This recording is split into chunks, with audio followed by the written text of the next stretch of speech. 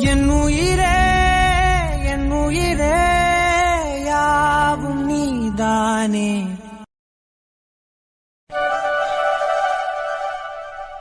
தீரா, அம்மாவை மன்னிச்சிருடா. அம்மா உன்னை என்னைக்குமே திட்டினதில்ல. ஆனா இங்க வந்ததுக்கு அப்புறம் அம்மா உன்னை திட்டிட்டேன்டா. சாரிடா. யார் மேலேயும் இருக்கிற கோவத்தை ஓ மேல காமிச்சிட்டேன்டா. இனிமே எந்த காரணத்துக்காகவும் அம்மா உன்னை திட்ட மாட்டேன். சரி அரவிந்தப்பா.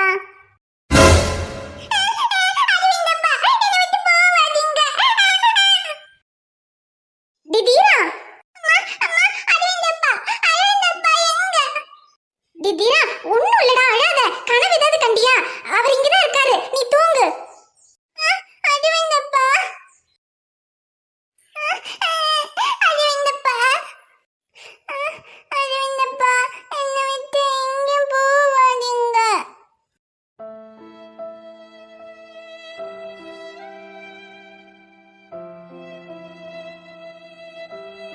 அவர் மேல இவ்ளோ பாசம் வச்சிருக்கான். இவனை எப்படி அவர்கிட்ட இருந்து கூட்டிட்டு போக முடியும்? அரவிந்த் வர்றதுக்கு முன்னாடி அப்பானா என்ன, அப்பாவோட பாசம்னா என்னன்னு கூட தெரியாம இருந்தவன் இப்ப அவர் வந்து இவன் மேல இவ்ளோ பாசம் காமிச்சதும் இவர் தான் அப்பான்னு முழுசா நம்பி அவர் மேல ரொம்ப பாசம் வச்சுட்டான். அப்பா பாசம்னா என்னன்னே தெரியாம இருந்திருந்தா கூட இவனுக்கு அப்பா வேணும்னு தோணி இருந்திருக்காது. ஆனா இப்ப இவ்ளோ பாசத்தையும் அனுபவிச்சுட்டு திடீர்னு அவர் இல்லைன்னு நினைக்கும் போது அதை எப்படி இவனால தாங்கிக்க முடியும்? தீரா, அம்மா எவ்வளவு கஷ்டம் வந்தாலும் நீ ஆசைப்பட்டதை உனக்கு வாங்கி கொடுக்காம இருந்ததில்ல. இப்போ அவரோட பாசத்துக்காக இவ்ளோ ஏங்குற. உன்னை எப்படிதான் அவர்கிட்ட இருந்து பிரிச்சு கூட்டிட்டு போவேன்? நான் உயிரோட இருக்கிறதே உனக்காக தாண்டா தீரா. நீ சந்தோஷமா இருக்கணும்னு தாண்டா நான் வாழ்ந்துகிட்டே இருக்கேன். உனக்காக என் வாழ்க்கையில் நடந்த எவ்வளவோ விஷயங்களை நான் சகிச்சிருக்கேன். அதே மாதிரி இப்போ இந்த விஷயத்தையும் உனக்காக சகிச்சுக்கிறேன்டா. இங்க எவ்வளவு கஷ்டம் வந்தாலும் சரி, நீ அவரோட சந்தோஷமா இருக்கிறதுக்காக நானும் உன்னோட இங்கேயே இருக்கேன்டா. இங்க பாருங்க, மனசுங்கிறது கண்ணாடி மாதிரி. அது ஒரு தடவை உடைஞ்சா அதை ஒட்ட வைக்க முடியாது. ஏங்க, உண்மையான அன்பு இருந்தா உடைஞ்ச கண்ணாடியை மட்டும் இல்லைங்க, உடைஞ்ச மனசை கூட ஒட்ட வச்சிடலாம்.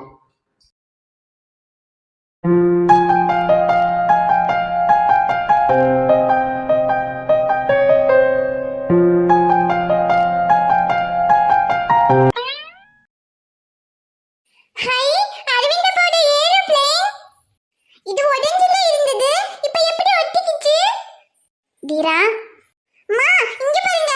அரவிந்த போட ஏரோப்ளேன் உடைஞ்சிருந்ததுல, இப்ப பாருங்க உடையவே இல்ல, ஒட்டிக்கிச்சு. அம்மா அம்மா, இந்த ஏரோப்ளேனை நீங்களா ஒட்ட வச்சீங்க? ஆமா தீரா, நீ தான் இந்த ஏரோப்ளேன் உடைஞ்சு போச்சுன்னு அழுதுகிட்டே இருந்தல்ல, அதான் உனக்காக நான் அதை ஒட்ட வச்சேன். ஐயோ அம்மா, ரொம்ப தேங்க்ஸ் அம்மா. எனக்கு ரொம்ப சந்தோஷமா இருக்கு. எனக்கு உங்களை ரொம்ப ரொம்ப பிடிச்சிருக்கு. அம்மா, நான் இந்த ஏரோப்ளேனை வெளியே கொண்டு போய் பறக்க விடட்டா? சரி தீரா, பார்த்து விளையாடு போ. சரி அம்மா. ஹை, அரவிந்த் அப்பாவோட ஏரோப்ளேன் திரும்ப ஜாலியா பறக்க விட்டு விளையாட போறேன். என் தங்கம், அரவிந்த் வேற சீதாவை ஊருக்கு கூட்டிட்டு போங்கன்னு சொல்லிட்டான். இப்போ இத பத்தி எப்படி சீதா கிட்ட பேசுறது? நீ வேணா அவகிட்ட இத பத்தி கேட்டு பாரு. ஐயோ மாமா, அதான் அரவிந்த் தெளிவா சொல்லிட்டாருல்ல, சீதாக்கு இங்க இருக்கிறதுக்கு விருப்பம் இல்ல. நானா தான் கட்டாயப்படுத்தி அவ கழுத்துல தாலி கட்டினேன். என் கூட வாழறதுக்கே அவளுக்கு விருப்பம் இல்ல. அவளை இங்கிருந்து கூட்டிட்டு போயிருங்க, அப்பதான் அவங்க நிம்மதியா இருப்பாங்கன்னு. அவங்களுக்கு கல்யாணம் ஆகி இத்தனை நாள் ஆகுது. அங்க ஊர்ல இருந்தப்பவும் சரி, இல்ல இங்க வந்ததுக்கு அப்புறமும் சரி, ஒருத்தர்கிட்ட ஒருத்தர் முகம் கொடுத்து பேசி கூட நான் பார்த்ததில்ல. இதுல இருந்தே தெரியலையா மாமா, சீதாக்கு அரவிந்த் கூட வாழறதுக்கு விருப்பம் இல்ல. அப்புறம் அரவிந்தே இல்ல வேண்டாம், சீதாவை ஊருக்கு கூட்டிட்டு போயிருங்கன்னு சொல்லிட்டாரு. இதுக்கு மேல நம்ம என்ன மாமா பண்றது? நீங்க வேணா சீதா கிட்ட கேட்டு பாருங்க, ஊருக்கு போலாமா என்னன்னு. அவ சரி போலான்னு சொல்லிட்டானா நம்ம கூட்டிட்டு போவோம், இல்ல அவ என்ன சொல்றான்னு பாப்போம். நான் எப்படி அவகிட்ட கேட்க முடியும்? நீ கேளு மாமா. ஊர்ல இருக்கும்போதே சீதா கிட்ட இந்த விஷயமா நான் நிறைய பேசியிருக்கேன். ஆனா நான் எவ்வளவு பேசியும் அவ அதை புரிஞ்சுக்கிட்ட மாதிரி எனக்கு தெரியல. அதான் நீங்க வேணா ஒரு தடவை அவகிட்ட பேசி பாருங்களேன். ஒருவேளை நீங்க பேசினா அவளுக்கு புரிஞ்சாலும் புரியும். இது நீ பேசி புரியாதது நான் பேசி புரிய போகுது. ஆமா மாமா, நான் ஏன் சொல்றேன்னா, ஒரு காலத்துல நானும் அவள மாதிரி தானே அவளை புரிஞ்சுக்காம இருந்தேன். அப்ப புரியாத எனக்கே புரிய வச்சிட்டீங்களாமா? இப்ப அதே மாதிரி சீதா கிட்டயும் பேசி அவளுக்கு புரிய வச்சிட மாட்டீங்க? இப்படியே உசுப்பேத்தி உடம்ப ரணகலம் ஆக்கிட்டாங்கடா. ஐயோ பார்க்காதீங்க மாமா, போங்க அவகிட்ட போய் பேசி புரிய வைங்க. சீதா, அரவிந்த் உன்கிட்ட இதை பத்தி பேசினானா என்னன்னு தெரியல. உனக்கும் அரவிந்துக்கும் ரிசப்ஷன் வைக்கலான்னு நாங்கெல்லாம் முடிவு பண்ணியிருந்தோம். ஆனா அவன் அதெல்லாம் எதுவும் வேண்டான்னு சொல்லிட்டான். உனக்கும் அவனுக்கும் என்ன பிரச்சனைன்னு எங்களுக்கு தெரியாது. இருந்தாலும் நீங்க 2 பேரும் ஒருத்தர் புரிஞ்சுக்கிட்டு ஒன்னா சேர்ந்து வாழணும்னு தான் நாங்கெல்லாம் ஆசைப்படுறோம். ஆனா அவன் நேற்று எங்ககிட்ட வந்து சீதாக்கு இங்க இருக்கிறதுக்கு விருப்பம் இல்லை, நீங்க ஊருக்கு போகும்போது அவளையும் தீரனையும் கூட கூட்டிட்டு போயிருங்கன்னு சொன்னான். இது உங்களோட வாழ்க்கை, இதுல நீங்க எடுக்கிறது தான் முடிவு. இதுல நாங்கெல்லாம் எதுவும் சொல்றதுக்கு இல்ல. அவனோட முடிவை அவன் சொல்லிட்டான். இனி சொல்ல வேண்டியது நீதான். இன்னைக்கு சாயந்தரம் நாங்கெல்லாம் ஊருக்கு கிளம்பலான்னு இருக்கோம். உனக்கு அரவிந்தோட சேர்ந்து வாழ விருப்பம் இல்லைன்னா நீயும் தீரனும் இன்னைக்கு சாயந்தரம் எங்களோட ஊருக்கு வரலாம். இல்லத்தா, நான் வரல. தங்கம், என்னடி இவ வரலன்றா? அவன் என்னடானா இவளை கூட்டிட்டு போங்கிறான், இவ என்னடானா வரமாட்டேங்கிறா. இப்ப என்னடி பண்றது? ஐயோ மாமா, உங்களுக்கு இன்னுமா புரியல? அவ வரலன்னு சொல்றா. அதான் தங்கம், வரலங்கிறா. அவன் கூட்டிட்டு போங்கிறா, இவ வரலங்கிறா. இப்ப என்ன பண்றது? ஐயோ என் மக்கு மாமா, வரலன்னா என்ன அர்த்தம் தெரியுமா? அவ அரவிந்தோடயே இருக்கிறேன்னு சொல்றா. அதாவது அரவிந்த் கூட சேர்ந்து வாழறதுக்கு சம்மதம்னு சொல்றா. அட ஆமல்ல, அப்போ அரவிந்தோட பிரச்சனை முடிஞ்சது. ஆமா மாமா, சீதா மனசு மாறிட்டான்னு நினைக்கிறேன். இதுக்கப்புறம் நம்ம நிம்மதியா ஊருக்கு போலாம். சரி தங்கம். இரு, ஆனா சைக்கிள் கேப்ல மாமாவை மரியாதை இல்லாம இது பேசுனியா? ஐயோ மாமா, நான் போய் உங்களை மரியாதை இல்லாமலாம் பேசுவனா? பேச மாட்ட. இருந்தாலும் சரி இரு, வீடியோ எடிட் பண்ணும்போது ஏதாவது பேசியிருந்த மவளை அப்புறம் இருக்கு உனக்கு. சீதா, நீ வரலன்னா அப்போ நாங்க எல்லாருமே இன்னைக்கு சாயந்தரம் ஊருக்கு போறோம். நீயும் தீரனும் இதுக்கப்புறம் இங்கதான் இருக்கணும். உனக்கு எந்த பிரச்சனையும் இல்லையே? என்னக்கா பிரச்சனை? இதுக்கப்புறம் எனக்கும் தீரனுக்கும் இதுதான் வீடு, இதுதான் எங்க குடும்பம். நாங்க இதுக்கப்புறம் இங்கதான் இருக்க போறோம். சொன்ன சொல்லே போதும், அது கீழே இல்ல ஏதோ ஏதோ.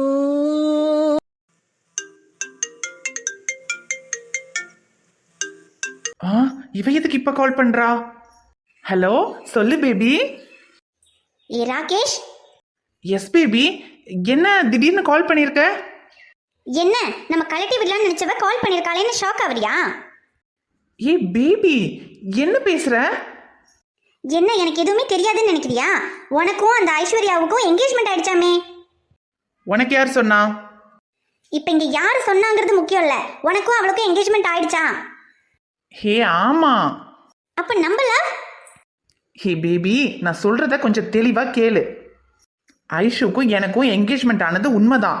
ஆனால் நான் ஒன்றும் அவளை பிடிச்சி கல்யாணம் பண்ணிக்கணும்னு நினைக்கல. என்னோட அப்பாவும் அவள் அப்பாவும் க்ளோஸ் ஃப்ரெண்ட்ஸ். அவங்களோட ஃப்ரெண்ட்ஷிப்காக அவளை எனக்கு கல்யாணம் பண்ணி வைக்கணும்னு அப்பா ரொம்ப ரிக்வஸ்ட் பண்ணி கேட்டுக்கிட்டாரு. அதுக்காக தான் அக்செப்ட் பண்ணேன். ஹே ராகேஷ், இதே மாதிரி தானே என்னோட அப்பாவும் என்ன ஒரு மல்டி மில்லியனருக்கு கல்யாணம் பண்ணி வைக்கணும்னு ஆசைப்பட்டாரு. அப்ப நான் அவனை கல்யாணம் பண்ணிக்கிறேன்னு சொன்னதுக்கு நீ என்ன சொன்ன? நம்ம 2 பேர் தான் லவ் பண்றோம், நம்ம 2 பேர் தான் கல்யாணம் பண்ணிக்கணும்னு சொல்லல? ஆமா சொன்னேன். ஆனா அதுக்கு நீ என்ன சொன்ன? என் பேரண்ட்ஸ்க்காக நான் அவனை கல்யாணம் பண்ணிக்கிட்டு தான் ஆகணும்னு சொல்லல. அதே மாதிரி தான் என் பேரண்ட்ஸ்க்காக நான் ஐஷுவை கல்யாணம் பண்ணிக்கிட்டு தான் ஆகணும். இங்க பாரு பேபி, இப்ப கூட ஒன்றும் கெட்டு போகல.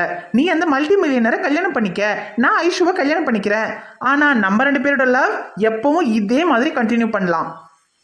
என்ன, ஓகே தானே? இதுக்கு நான் ஓகே சொல்லணும்னா நான் சொல்றதுக்கு நீ ஓகே சொல்லணும்.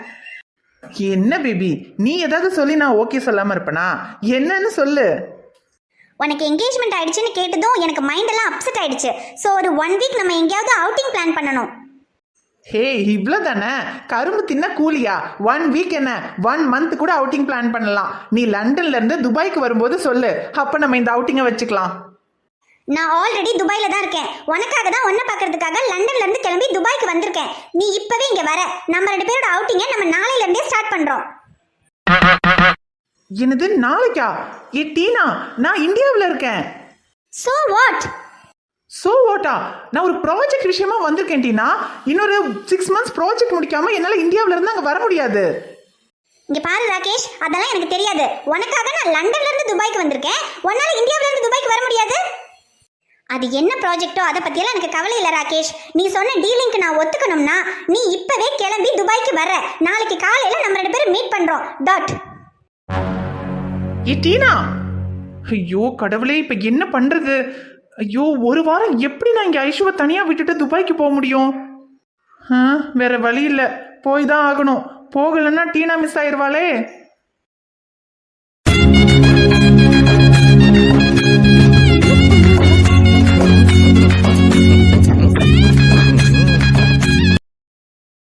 டே சக்தி, வண்டியை நிறுத்துறா.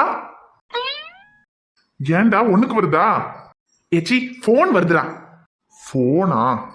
ஹலோ ஹலோ, நான் ராகேஷ் பேசுகிறேன். அட நம்ம ஆப்பு வேலை செய்து போலயே. சொல்லு ராகேஷ். அது வந்து துபாயில் எனக்கு ஒரு முக்கியமான வேலை இருக்குது, அதனால ஒரு வாரம் நான் துபாய் போயே ஆகணும். இங்கே ப்ராஜெக்ட் வேற போய்கிட்டு இருக்கு. இருந்தாலும் நான் ஒரு வாரம் துபாய்க்கு மட்டும் போயிட்டு வந்துடுறேன். வந்ததுக்கப்புறமா ப்ராஜெக்ட் கண்டினியூ பண்ணிக்கிறேன்னு சொல்கிறதுக்கு தான் கால் பண்ணேன்.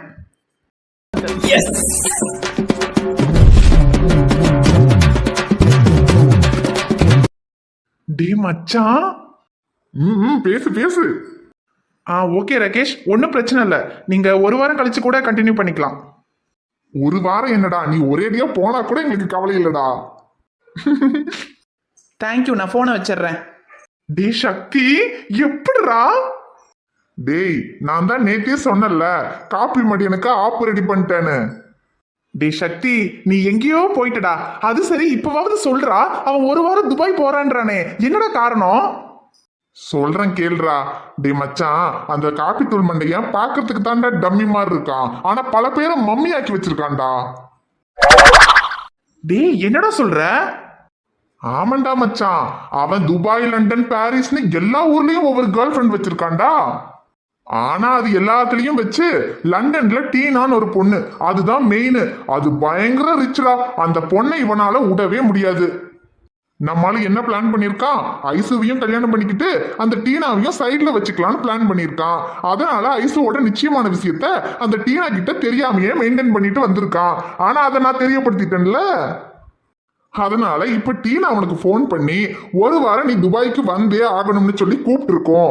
அதுதான் நம்மளால ஒரு வாரம் ஐசு கூட முக்கியம் இல்லைன்னு விட்டுட்டு டீனாவை பார்க்க கிளம்பி போறான். அவன் ஒரு வாரம் போய் டீனாவை சமாதானப்படுத்திட்டு வர்றதுக்குள்ள நீ இந்த ஒரு வாரத்துல ஐசுக்கு எல்லாத்தையும் ஞாபகப்படுத்திரு. சூப்பர் சக்தி. அது சரி, அந்த டீனாவை உனக்கு எப்படிடா தெரியும்? அட, எனக்கு எப்படிடா தெரியும்? அதான் துபாயில எனக்கு தெரிஞ்ச ஃப்ரெண்ட்ஸ் இருக்கானுங்கன்னு சொன்னனே, அவனுங்க மூலமா தான் அந்த டீனாவை பிடிச்சேன். இல்லாம பின்ன லண்டன்ல இருக்க பிள்ளைய நான் எப்படிடா பிடிக்க முடியும்? அட, அதைத்தாண்டா நானும் கேட்டேன். ஏன்னா உள்ளூர்ல இருக்கிற ஃபிகரை கரெக்ட் பண்ண வைக்கலாமா தான் நீயே சொந்தத்துல கையில கல்யாணம் பண்ணிக்கிட்ட. உனக்கு எப்படி லண்டன் வரைக்கும் கான்டாக்ட் போச்சுன்னு ஒரு நிமிஷம் ஷாக் ஆயிட்டேன்டா மச்சான்.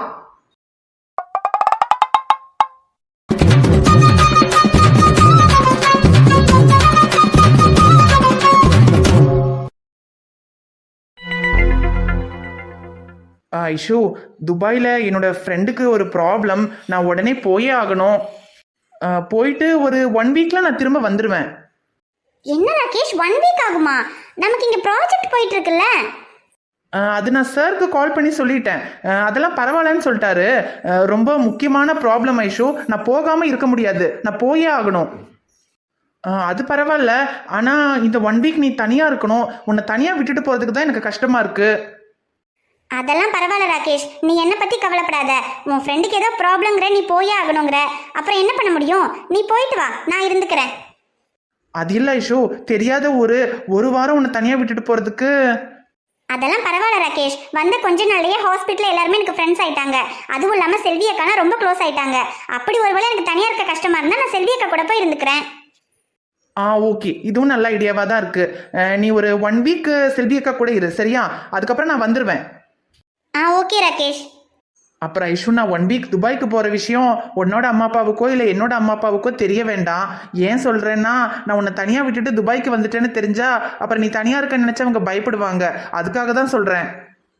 அதுவும் இல்லாமல் நான் இந்த 1 வீக் என்னோட ஃப்ரெண்டோட ப்ராப்ளம்னு சொன்னல, அங்கே தான் இருப்பேன். வீட்டுக்கு நான் போக மாட்டேன். அதனால் இந்த விஷயம் உங்களுக்கு தெரிய வேண்டாம் ஐஷு, ப்ளீஸ். ஓகே ராகேஷ், நான் எதுவும் சொல்லலை. தேங்க்ஸ் ஐஷு. அப்புறம் இங்கே பாரு ஐஷு, இந்த 1 வீக் நீ ரொம்ப சேஃபாக இருக்கணும். தேவையில்லாமல் யார்கிட்டையும் பேசுகிற வேலை வச்சுக்காத. நான் யாரை சொல்கிறேன்னு உனக்கே நல்லா தெரியும். அங்கிளும் ஆண்டியும் என்ன நம்பி தான் உன்னை இங்கே அனுப்பி வச்சாங்க. இப்போ நான் உன்னை தனியாக விட்டுட்டு 1 வீக் அங்கே போகிறது நினச்சா எனக்கே கொஞ்சம் பயமாக தான் இருக்குது. இருந்தாலும் எனக்கு வேறு வழி இல்லாததுனால தான் நான் போகிறேன். நான் வர்றதுக்குள்ளே இங்கே ஏதாவது ப்ராப்ளம் ஆகிடுமோன்னு எனக்கு பயமாக தான் இருக்குது. இருந்தாலும் எனக்கு வேறு வழி இல்லை. நீ கேர்ஃபுல்லாக இருந்துக்குவல்ல. நான் ஏன் சொல்கிறேன்னா, அங்கிளும் ஆண்டியும் உன் மேலே உள்ள நம்பிக்கையில் தான் உன்னை இங்கே ப்ராஜெக்ட் பண்ணுறதுக்கே அனுப்பியிருக்காங்க. அந்த நம்பிக்கையை நீ காப்பாற்றுவேன்னு நினைக்கிறேன். ராகேஷ், நான் ஒன்றும் சின்ன குழந்தை இல்லை. என்னை எப்படி கேர்ஃபுல்லாக பார்த்துக்கணும்னு எனக்கு தெரியும். என்னை பற்றி நீ கவலைப்பட வேண்டாம். அப்புறம் என் அம்மாவும் அப்பாவும் என் மேலே எவ்வளோ நம்பிக்கை வச்சு இங்கே அனுப்பியிருக்காங்கன்னு எனக்கும் தெரியும். அந்த நம்பிக்கையை நான் காப்பாற்றுவேன். அது போதும் ஐஷு. சரி, ஓகே, இன்னைக்கு நைட் எனக்கு ஃப்ளைட்டு. நான் நைட்டே கிளம்புறேன். ஓகே. Cut cut cut. டேய், என்னடா கட்டு? வீடியோலாம் இன்னும் முடியல, அதான் நாங்கள் பேசிக்கிட்டு இருக்கோம்ல. டேய், வீடியோ முடிஞ்சிருச்சா இல்லையான்னு நீ சொல்லக்கூடாதுடா, நான் தான் சொல்லணும். வீடியோ முடிஞ்சிருச்சு, நீ கிளம்பு. டேய், இன்னும் 1 வாரம் தான்டா, அதுக்கப்புறம் நான் திரும்ப வருவேன். டே காப்பித்தூள் மண்டையா, நீ திரும்ப வரணும்னாலும் அதை நான் தான்டா ஸ்கிரிப்ட் எழுதணும். ஒழுங்கா கிளம்புனேன்னா 1 வாரத்துக்கு அப்புறம் நான் வர வைப்பேன். மாமன் இப்படி ஓவரா பேசிக்கிட்டே இருந்தேன்னு வச்சுக்கேன், திரும்ப வரும்போது ஃபிளைட் ஆக்சிடென்ட்ல நீ போய் சேர்ந்துட்டேன்னு எழுதிடுவேன். எப்படி வசதி? கிளம்புடா டேய். ஹாய் ஃப்ரெண்ட்ஸ், எல்லாரும் எப்படி இருக்கீங்க? அதாவது ஒரு சின்ன விஷயத்த உங்களுக்கு கொஞ்சம் கிளாரிஃபை பண்ணலான்றதுக்காக தான் நாங்கள் வந்திருக்கோம். ஷமீரையும் ஐஷுவையும் எப்போ ஒன்று சேர்த்து வைப்பீங்கன்னு நிறைய பேர் தினமும் கமெண்ட்ல திரும்ப திரும்ப கேட்டுக்கிட்டே தான் இருக்கீங்க. நாங்கள் திரும்பவும் சொல்லிக்கிறோம், ஷமீரும் ஐஷுவும் எப்படி ஒன்று சேர போறாங்கன்றது தான் இந்த எண்ணுயிரே ஸ்டோரியே. அதுதான் மெயினான கதை. அவங்க 2 பேரையும் ஒன்று சேர்த்து வச்சுட்டா அதுக்கப்புறம் என்ன எடுக்கிறதுன்னு எங்களுக்கே தெரியல. ஆனால் அதுக்காக ரொம்பலாம் இழுக்க மாட்டோம். 2 பேரையும் சீக்கிரத்தில் ஒன்று சேர்த்து வச்சிருவோம். ஆனால் அதுக்கப்புறமும் கதையை எப்படி மூவ் பண்ணுறதுங்கிறத கொஞ்சம் யோசிக்கணும். ஒருவேளை 2 பேரும் ஒன்று சேரதுனால கதை கொஞ்சம் சேடா போகுதுன்னு ஃபீல் பண்றீங்களோ, அதனால சீக்கிரமா ஒன்று சேர்த்துருங்கன்னு சொல்றீங்களான்னு தெரியல. அப்படி சேடா போகிறது தான் உங்க ப்ராப்ளம்னா கதை இதுக்கப்புறம் கண்டிப்பா சேடா போகாது, ரொம்ப ஜாலியாக தான் போகும். 2 பேரும் ஒன்னா தான் இருப்பாங்க. நீங்க நினைக்கிற மாதிரி ரொமான்ஸு, சாங்கு எல்லாமே இருக்கும். அப்புறம் ஐஷுக்கு ஞாபகம் வர்றதுக்கே ரொம்ப டைம் எடுத்துக்கிறீங்க அப்படிங்கிற மாதிரி நீங்க யோசிக்கலாம். ஐஷுக்கு கூடிய சீக்கிரத்துல எல்லாமே ஞாபகத்துக்கு வரும். ஞாபகத்துக்கு வந்ததுக்கு அப்புறமா கதை எப்படி மூவ் ஆகுது அப்படிங்கிறதையும் கொஞ்சம் வெயிட் பண்ணி பாருங்க. எங்களால் முடிஞ்ச அளவுக்கு கதையை இன்ட்ரெஸ்டிங்காக தான் கொண்டு போய்கிட்டு இருக்கோம்னு நினைக்கிறோம். கதையில் இதுக்கப்புறம் சேடெல்லாம் எதுவுமே இருக்காது. ஜாலியாக காமெடியாக தான் ஸ்டோரி போகும். அதுக்கு நம்ம சக்தி கேரண்டி. இதுக்கப்புறமும் நீங்கள் கதையில் வேறு ஏதாவது எக்ஸ்பெக்ட் பண்ணுறீங்கன்னா அதை மறக்காமல் கமெண்ட்டில் சொல்லுங்கள். கண்டிப்பாக நாங்கள் அதை பற்றி யோசிக்கிறோம். அப்புறம் கதிரமுதா சக்தி கையோட ஃபேமிலியை அதிகமாக காமிக்கிறது இல்லைன்னு சொல்லியிருந்தீங்க. ஆக்சுவலாக உன்னருகே நான் இருந்தால் கதையில் ஃபுல்லாகவே கதிரமுதா சக்தி கையில் தான் மெயினாக இருந்தாங்க. அதனால் அவங்க கதையை அதிகமாக அதிலேயே காமிச்சிட்டோம். இப்போ எண்ணுயிரே கதையில் ஷமீர் ஐஷுவும் அரவிந்த் சீதாவோட ஸ்டோரி தான் கொஞ்சம் மெயினாக போய்கிட்டு இருக்கு. அதனால தான் இவங்களை மெயினாக காமிச்சிக்கிட்டு இருக்கோம். அப்புறம் இப்போ கொஞ்ச நாளாக ஷமீரேஷோட கதை தான் கொஞ்சம் அதிகமாக வந்திருக்கும். அரவிந்த் சீதா கதை கூட கொஞ்சம் கம்மியாக வந்திருக்கும். அதுக்கு காரணம் நாங்கள் சென்னையிலேருந்து கோயம்புத்தூர் வந்துட்டோம். இங்கே புதுசாக வீடு எல்லாம் ரெடி பண்ணி, அப்புறம் எங்களுக்கு உடம்பு சரியில்லாமல் ஆயிடுச்சு, பாப்பாவுக்கு உடம்பு சரியில்லாமல் ஆயிடுச்சு. எல்லாத்தையும் கொஞ்சம் மேனேஜ் பண்ணி ஓரளவுக்கு செட் பண்ணுறதுக்கே இவ்வளோ நாள் ஆகிப்போச்சு. இன்னுமே எல்லாம் கிளியர் ஆகலை. அதனால ஷமீர் ஐஷோட ஸ்டோரி ஆல்ரெடி மைண்டில் இருந்தனால அதை எடுத்துக்கிட்டு இருக்கோம். அரவிந்த் சீதாக்கும் நல்ல கண்டென்ட் இருக்கு. அதெல்லாம் இதுக்கப்புறம் கொஞ்சம் யோசிச்சு எடுக்கணும். புது இடம், புது வீடு எல்லாம் கொஞ்சம் செட் ஆக டைம் ஆகும். அதனால கொஞ்சம் அட்ஜஸ்ட் பண்ணிக்கோங்க. கண்டிப்பாக இதுக்கப்புறம் ஷமீர் ஐஷு அரவிந்த் சீதோட ஸ்டோரி நல்லா இன்ட்ரெஸ்டிங்காக மூவ் பண்ணுறோம். அதுக்காக கதிரமுதா சக்தி கையில காமிக்கவே மாட்டோம்னு கிடையாது. அடிக்கடி கண்டிப்பாக அவங்களையும் காமிப்போம்.